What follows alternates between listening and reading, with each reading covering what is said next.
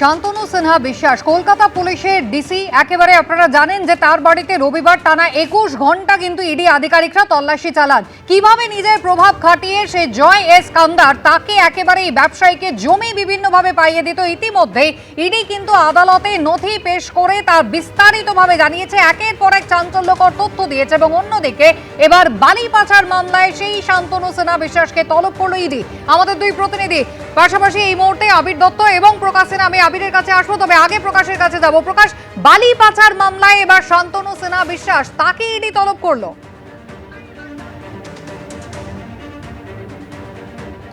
একদম ইডি সূত্রের খবর। প্রথমে তোমার মনে থাকবে কয়লা পাচার মামলায় দিল্লিতে তলব করা হয়েছিল। দ্বিতীয় মামলা ছিল এনআরআই কোটায় মেডিকেল অ্যাডমিশন। তৃতীয় তুমি জানো প্রায় 21 ঘন্টা ধরে তার বাড়িতে তল্লাশি অভিযান চালানো হয়। সোনা পাপ্পুর যে প্রতারণা মামলা, তোলাবাজি মামলা।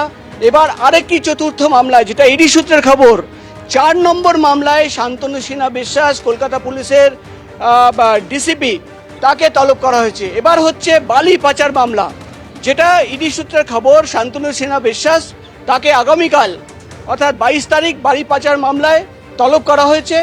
এবং যেটা ইডি সূত্রের খবর যে এই মামলায় তোমার মনে থাকবে অরুণ সারাফ গ্রেফতার হয়েছিল। তার কোম্পানির হদিশ পাওয়া যায়, যে কোম্পানির মাধ্যমে একাধিক জায়গায় টাকার লেনদেনের হদিশ পাওয়া গেছিল, তথ্য পাওয়া গেছিল।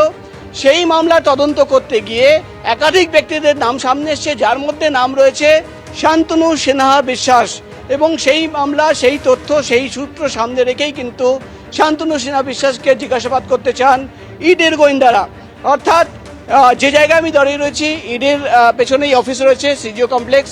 এখানেই আগামীকাল শান্তনু সিনহা বিশ্বাসকে তলব করা হয়েছে। এবার কিন্তু কয়লা পাচার মামলা নয়, সোনা পাপ্পুর তোলাবাজির মামলা নয়, এনআরআই কোটায় মেডিকেল অ্যাডমিশনের মামলা নয়, এবার কিন্তু হচ্ছে চতুর্থ মামলা বালি পাচার মামলা। সেই মামলাতেও কিন্তু শান্তনু সিনহা বিশ্বাসকে তলব করা হয়েছে, এমনই খবর আমরা ইডি সূত্র মারফত জানতে পারছি। এবং যে তথ্য আমরা ইডি সূত্র মারফত জানতে পারছি যে আর্থিক লেনদেন সংক্রান্ত কিছু তথ্য রয়েছে, কিছু ডকুমেন্ট রয়েছে, সেটা যাচাই করার জন্যই শান্তনু সিনহা বিশ্বাসকে জিজ্ঞাসাবাদের জন্য তলব করা হয়েছে। গতকাল আমরা জানি যে সোনা পাপ্পুর যে তোলাবাজি বা প্রতারণার মামলা, সেই মামলায় শান্তনু সিনহা বিশ্বাস এবং তার ছেলেকে তলব করা হয়েছিল।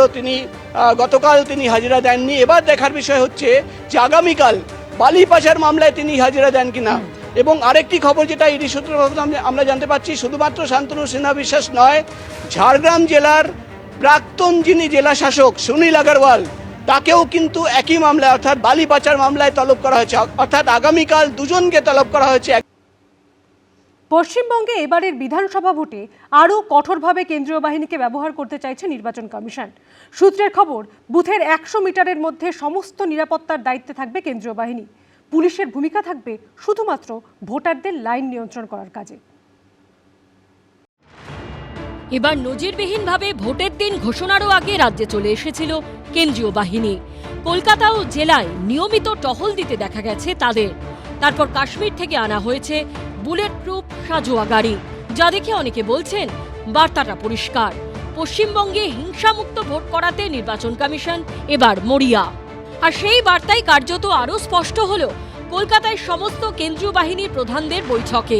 সুরক্ষা পর্যালোচনায় জওয়ানদের সঙ্গে বৈঠক করেছেন বিএসএফ, সিআরপিএফ, সিআইএসএফ, আইটিবিপি ও অন্যান্য বাহিনীর ডিজিরা, যেখানে সব বাহিনীকে একত্রিতভাবে কাজ করার নির্দেশ দেওয়া হয়েছে। ঠিক করে দেওয়া হয়েছে এসওপি। নির্বাচন কমিশন সূত্রে খবর, প্রথম দফার ভোটে মোতায়েন থাকবে 2407 কোম্পানি কেন্দ্রীয় বাহিনী। দ্বিতীয় দফার ভোটেও থাকবে একই ধরনের সুরক্ষার আয়োজন। শুধু কলকাতাতেই থাকবে প্রায় 250 কোম্পানি। এক সেকশনে থাকেন 8 জন জওয়ান। সূত্রের খবর, এবছর ভোট কেন্দ্র পিছু থাকবেন অন্তত হাফ সেকশন কেন্দ্রীয় বাহিনী, অর্থাৎ 4 জন জওয়ান। আর ভোট কেন্দ্রে বেশি বুথ থাকলে সেখানে 2 সেকশন পর্যন্ত বাহিনী থাকবেন, অর্থাৎ 16 জন। 10 থেকে 12টি ভোট কেন্দ্র পিছু থাকবে একটি কেন্দ্রীয় বাহিনীর কিউআরটি, থানা পিছু 8টি মোবাইল এবং এইচআরএফএস ভ্যান। নির্বাচন কমিশন সূত্রে খবর, এবার আর পুলিশের উপর পুরোপুরি ভরসা করা হবে না। ইতিমধ্যেই নিরাপত্তার স্বার্থে বুথের 100 মিটারে লক্ষণরেখা কাটার সিদ্ধান্ত নিয়েছে কমিশন। সূত্রের খবর, সেই 100 মিটারের মধ্যে সমস্ত নিরাপত্তার দায়িত্বে থাকবে কেন্দ্রীয় বাহিনী। পুলিশের ভূমিকা থাকবে শুধুমাত্র ভোটারদের লাইন নিয়ন্ত্রণ করার কাজে। নিজের মতো কাজ করবে কেন্দ্রীয় বাহিনী, পুলিশ শুধুমাত্র গাইড করবে। এমনকি কোথাও গন্ডগোলের খবর পেলে জওয়ানরা যাতে অলিগলিতে পৌঁছে যেতে পারেন তার জন্য তাদেরকে মোটর বাইক দেওয়া হবে।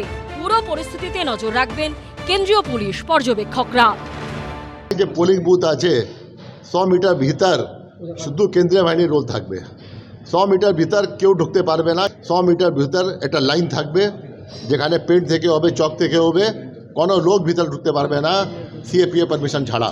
রাজ্য পুলিশের ভূমিকা স্যার, রাজ্য পুলিশ কোথায় থাকে? রাজ্য পুলিশ তো থাকছেই, রাজ্য পুলিশ তো সব আছে, লড়টা দেখছে, রাজ্য পুলিশ যে বাইরে আছে।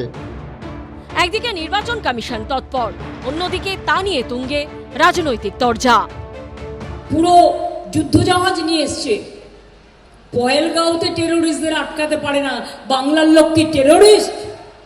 জিজ্ঞেস করুন মিলিটারিদের সাথে কেন মিটিং করেছে ইলেকশন নিয়ে? মানুষকে হত্যা করতে চাও, রক্ত ঝরাতে চাও, নাকি শান্তিতে নির্বাচন করতে চাও? আমরা শান্তিতে নির্বাচন করব। আমি দেখবো কত ক্ষমতা, ওদের সব এজেন্সির ক্ষমতা বড় না মানুষের ক্ষমতা বড়। मैं तो उनसे कहना चाहता हूं 15 साल बहुत हुए, अब खेला बंद होगा और विकास शुरू होगा। ए बार खेला शेष, उन्नयन शुरू। এরই মধ্যে দেশের মুখ্য নির্বাচন কমিশনার জ্ঞানেশ কুমার বার্তা দিয়েছেন, পশ্চিমবঙ্গে এবারের ভোট যাতে অবাধ, সুষ্ঠু ও স্বচ্ছভাবে হয় তা নিশ্চিত করতে সব রকম চেষ্টা করবে নির্বাচন কমিশন।